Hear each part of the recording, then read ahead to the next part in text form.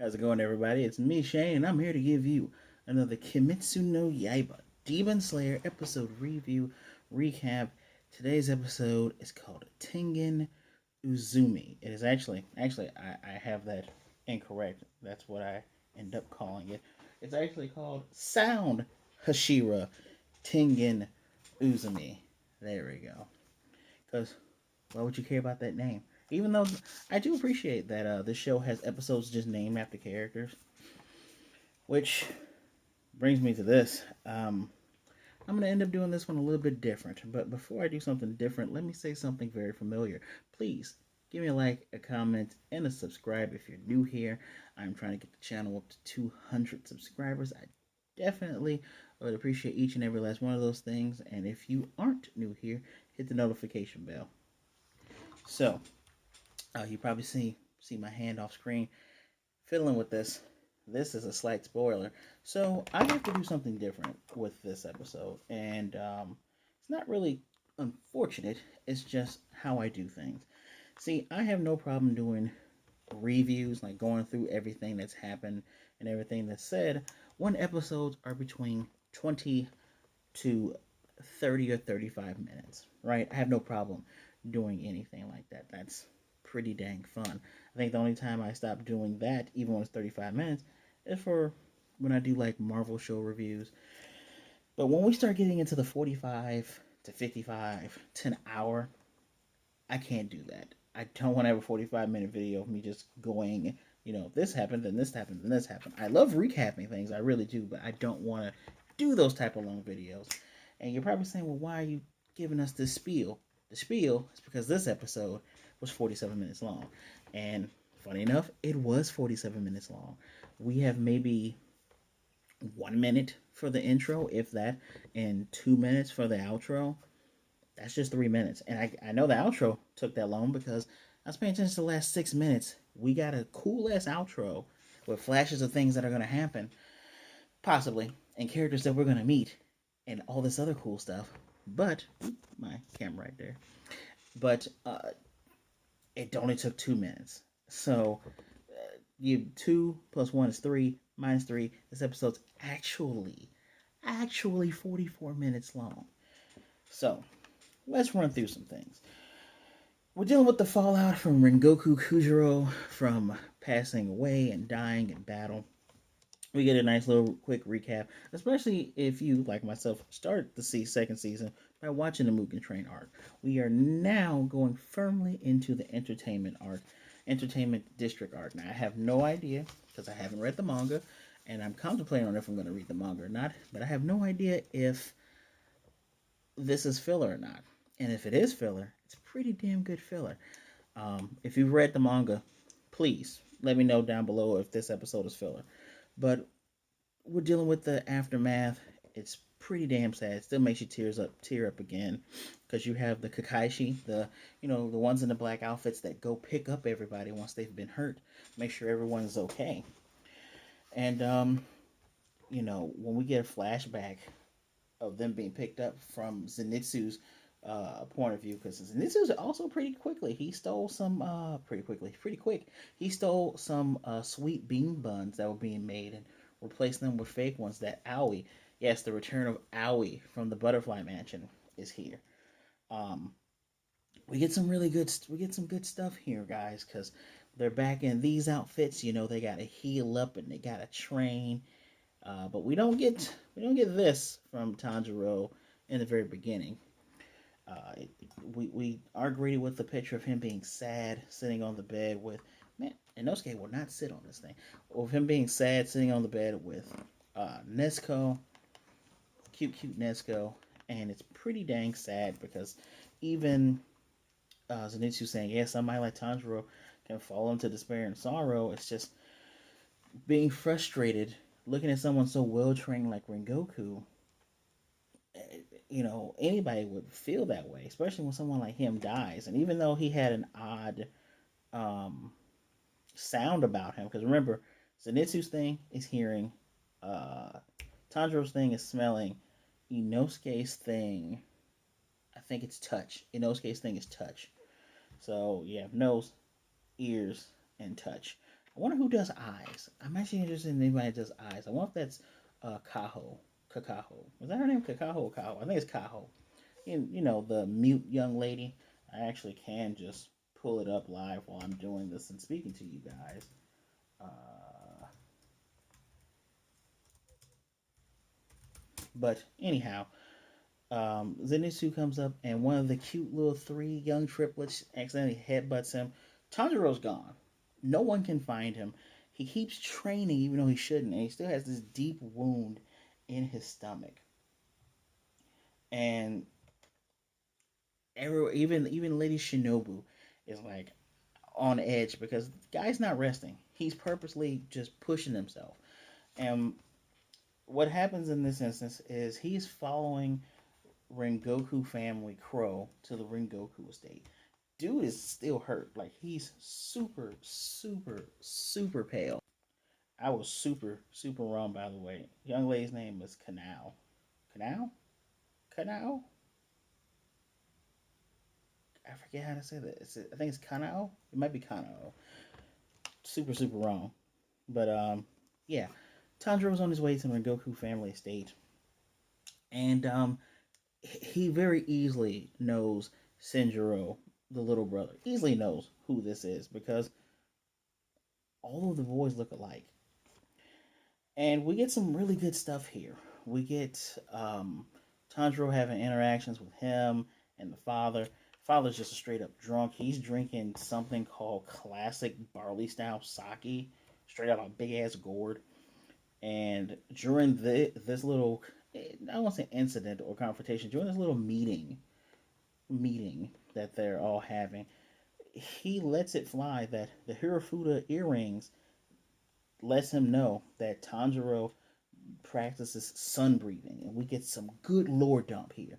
The sun breathing technique, it is the technique that all other breathing techniques imitate. It is the first ever technique used to slay demons. And the little, how in Dragon Ball you get the image of this is what the Super Saiyan look like, and he either looks like Vegeta or Goku silhouette. This is not a silhouette. It's pretty much Tanjiro's father, especially if you watched the the episodic Mugen Train. You know what Tanjiro dad looks like. Pretty sure he had dreads. Pretty sure he looks like he had thick dreads. But yeah, it looks like Tanjiro's father. And Tanjiro's thinking to himself, I've never heard of the sun breathing. I know of Hino Kami Kagura because it is the flame god dance, right? But he has no idea what's going on. And of course, this drunken belligerent dad, dude is a former Hashira. So when Tanjiro wants to punch him for talking shit about the recently deceased Kyojuro Rengoku, dude is able to flip him. He had put him on the ground at one point, but Tanjiro's good old headbutt knocked him out for a moment, but he's fine. We get a nice little comical moment where, and I love where they place the comedy because either the comedy starts before we're gonna get really serious, or it drops off so we can get some brevity, and that's the best time to do comedic situations. Um, we get this conversation between Sujiro and Tanjiro about his brother's last moments. And Tanjiro literally tells him, your brother wants you to follow the path you feel is right. It's unfortunate for Sujiro because normally he would be his brother's, I think it's Sugoku, the person who is the next in line because there's always a flame, there's always a lightning, there's always these various Hashiras. Unfortunately, no matter how hard he trained, when he got the Nichiren blade, it did not change colors. And the color changes when you get to a certain level. And no matter how hard he trained, it wouldn't change for him. So he's gonna figure out another way how to support everybody, but he unfortunately has to break that long line of Hashiras that's gone through that family. But he knows in his heart of hearts that his brother will forgive him.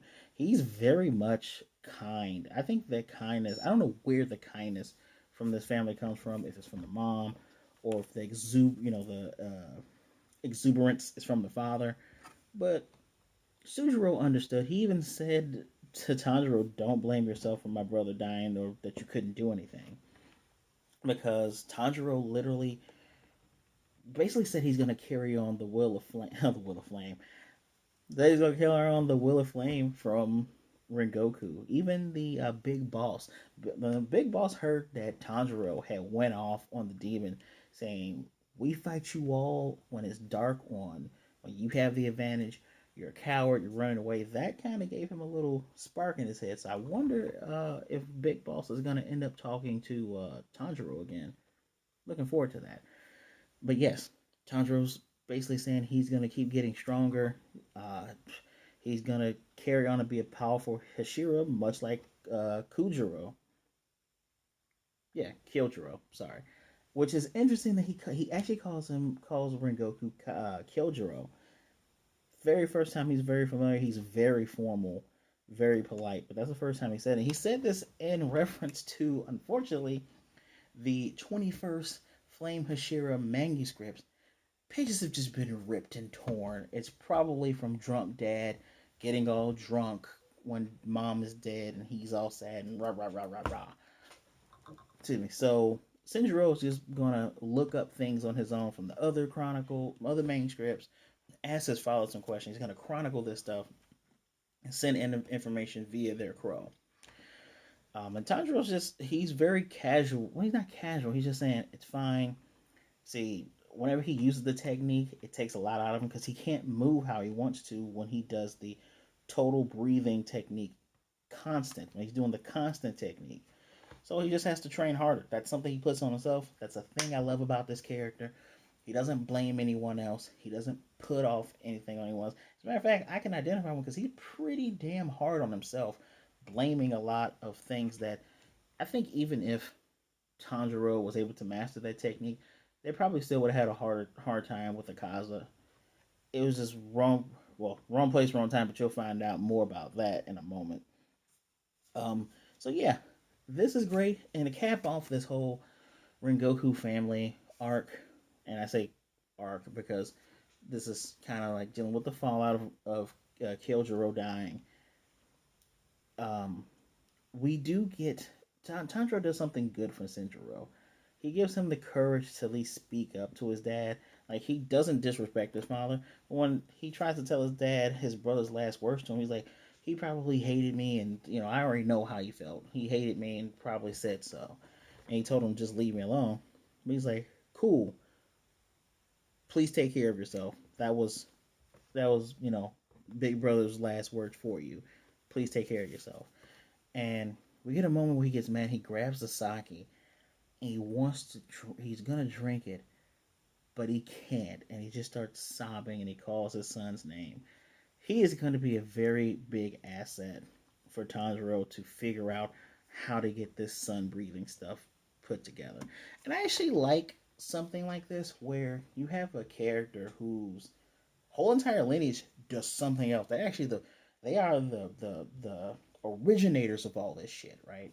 I appreciate that, but I love the fact that he had to get to a point of doing that by learning a different technique, right? So he has to learn the water breathing, and eventually, oh man, I'm learning secret hidden techniques that I didn't even know our family did, or that's where our line came from. Pretty cool. Um, we're back at the Butterfly Mansion, so we do get we get a little bit more comedy, which I did not mention towards the end. I'll mention that towards the end. But we're back at the Butterfly Complex. It's been 4 months since Rengoku died.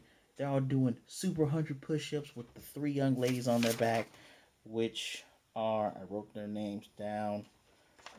I know I wrote their names down somewhere. I know it's Kyo, Naho, and I think it's Suni. Oh, it is Suni. Hey, I got it right. Um, they're helping them train as usual, and they're all going off on missions. Whenever crows come out, they go on solo missions. They're actually successful in these missions. We do get a nice little snippet showing Tanjiro working with Nesco to take out a demon that's been hiding in the temple. Even when it gets to the village, he takes this thing out before a little kid can come in and look around. That is efficient for him because remember before he went to a village, he ended up with the puddle demon thing. Yeah, things kind of went wrong, but he's getting better. He's getting better. We do see the was it total concentration breathing technique, fourth water breathing kata. It's called striking tide. So one strike cuts off all the limbs. Second strike cuts off the head. I'm mentally chronicling these things because it's pretty damn fun to see this. Um, Even apparently Inosuke is even more aggressive, which is pretty much to be expected because he was bawling when they were on their way back because of him being weak and not being able to help as well. Zenitsu has stopped whining when he goes on solo missions, so that's great. Everyone is maturing, even though Zenitsu still wants to have a locket of Nezuko's hair. At least he's a one woman man, I guess. I guess. Um.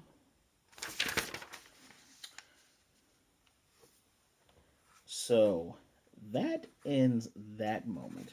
Let's talk about what's going on with Big Boss Muzan. Uh, Damn it, I know this guy's name. I'm just gonna look back here real quick. What's that guy's name? Muzan Kibutsuji. I really want to call him Mitsubishi so badly, but Muzan. I didn't realize that this was Muzan at first because a kid comes out, looks just like the boy that's working with that madam lady who was once affiliated with Muzan. I thought it was him getting a book, but no. Muzan is now in the body of an adopted son that this family has, and they're doting over him. They're like, he's great. It's just he has this skin condition that doesn't let him go out at night. And the only reason we know it's Muzan is because Akaza comes in to report to him. Yeah, his eyes go from the kid's eyes to those slitted, very much ruby-ish colored eyes. And even though Akaza, killed another Hashira, Muzan doesn't give a damn. He wants all of the Demon Slayer corpse to be crushed. He's, talking heavy shit to this guy because Tanjiro injured him, threw his blade into him.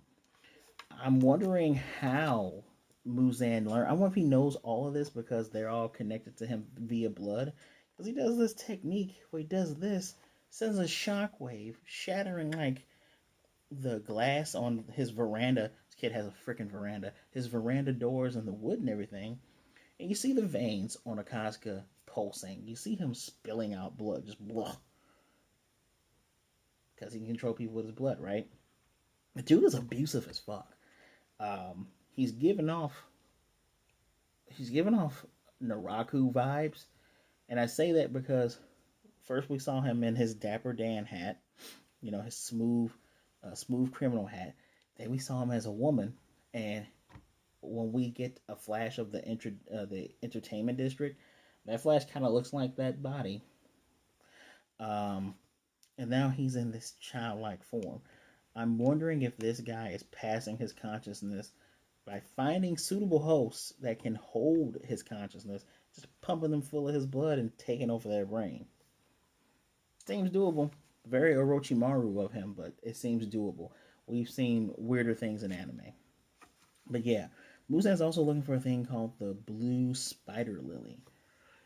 It's interesting because the family is talking about wanting to find a way to make sure the kid can go out during the day. I don't know if these two things are tied or what, but Muzan wants this flower, and he knew that the Mugen Train thing. He knew that Akaza was going to be in that area, so that's why he sent him. So that's why I said earlier, happenstance. Wasn't happenstance.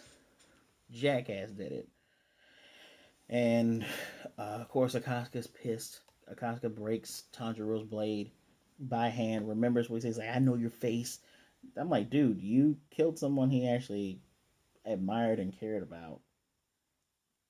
I look forward to them meeting in that rematch. Because if Tanjiro can take that guy out, that means he's come a long way. Now let's go into a little comedic moment. The crazy dude, the Hana, I think his name's Hagani Neko guy with the mask who makes all the swords. wanted to kill Tanjiro because he threw his blade. Haha. It's funny the first time it happens. It's kind of haha the second time. This dude is ridiculous. So I guess he's one of those figures that's just gonna be around. Whatever. Thanks for making our blades. Stop being a weirdo. Um, and Aoi ends up saving him from that weirdo. Dude chased him all night. You chased a guy with a deep belly wound all night. The hell is wrong with you? Calming him down, you give him some rice dumplings and he calms down. Whatever. GTFO. Um, After Tanjiro and Nezuko come back from that nighttime rainy demon slaying hunting thing mission. There we go. That's what we call it. Hunting mission. Oh.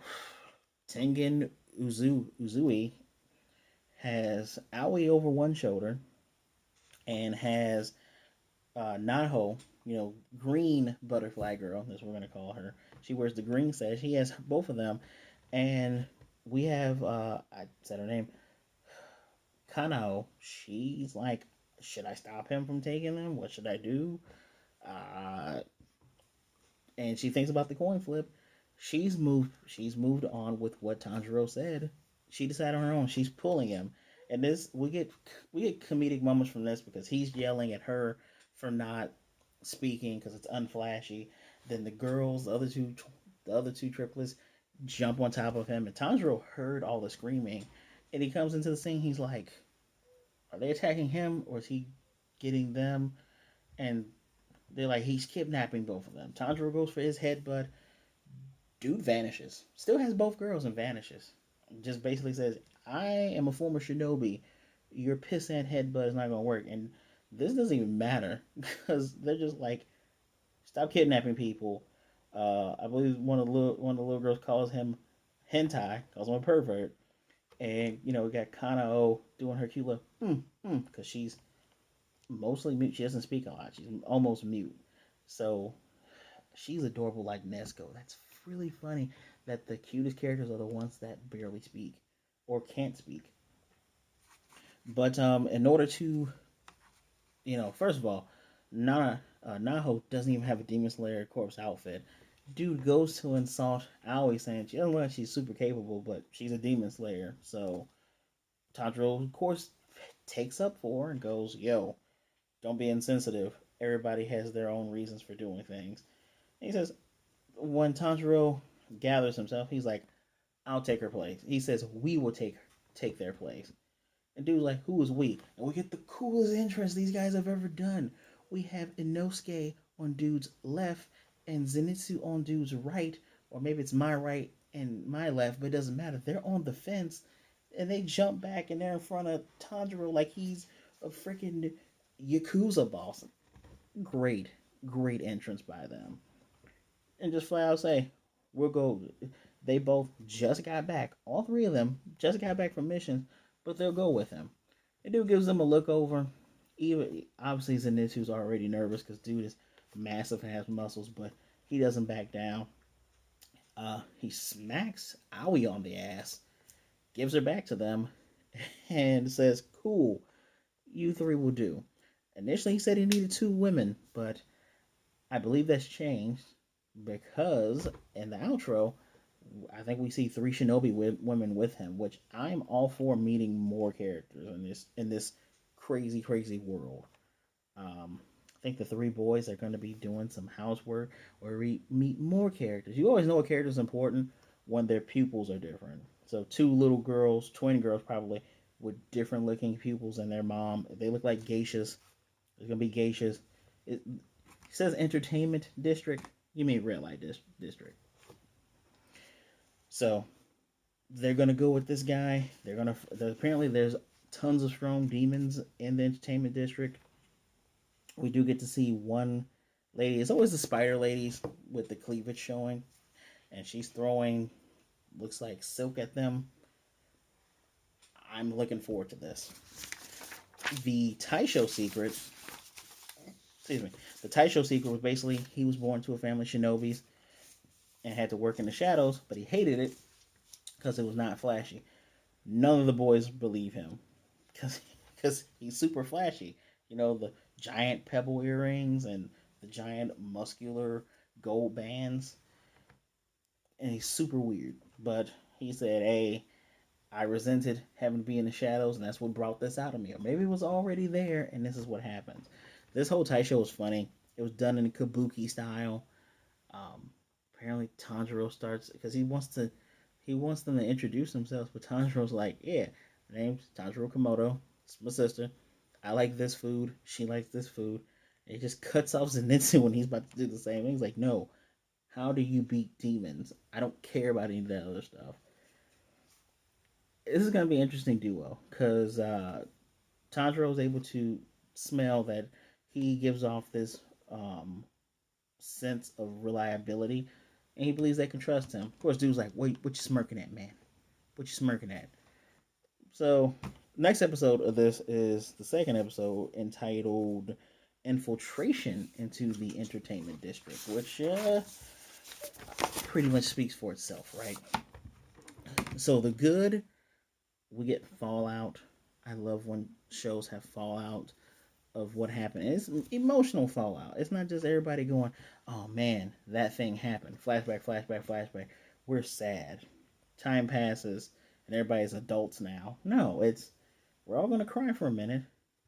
We're gonna do our due diligence here and send that family message, and then we're gonna get stronger. Yeah, we did a 4 month time skip. Cool. 4 month time skip just said gives us time for them to heal up and gives us time for them to do solo missions, which probably means maybe possibly someone learned or gained another technique. I mean, not Zenitsu because he can only do the one thing. He still looks like he has to be asleep to do it. So I wonder if that's ever gonna not be a thing. Who knows? But if you've seen this episode, please let me know what you thought of it in the comment section down below. Uh, I appreciated it, especially coming off of the heels of last week. I'm glad I didn't have to wait 2 or 3 weeks for this. This felt like it could have been 2 episodes, but given how short the whole um, Tengen coming in thing was, that wasn't as long as I thought it was going to be. I appreciate it being 47 minutes, technically 44 minutes. Uh, but yeah, I'm looking forward to the next one. If I were to now, we can start giving these things right. No, we can't. I enjoy this too much. It's hard for me to rank this, but if I had to, I'd give it a 4. Really good lore dumps. Lore dumps get 4s out of me. There wasn't much action in this, but anytime you give me lore and history about the world or the techniques in the world, you're getting points. So 4 out of 5. All of Mugen Train was a 5 out of 5 for me. So, what did you think? Hit the like button if you like this. Likes help. They really do. I already asked you for the comments, so hit the subscribe button again if you're new here. If you're not new here, hit the notification bell. And if you watch this entire video, uh, if you watch the entire video, say that's not flashy. As always, share the video so others can see what a very flashy time this isn't very flashy, but what a very nice and humble time we're having because we're doing good discussions here. Please, as always, just be good, be blessed. Thank you for taking some time out to spend time with me. Wash your hands, wear your mask, be good to yourself, be good to others. Either way it goes, don't be a jerk. There's always someone out there for you, and I will definitely see you guys next week with more.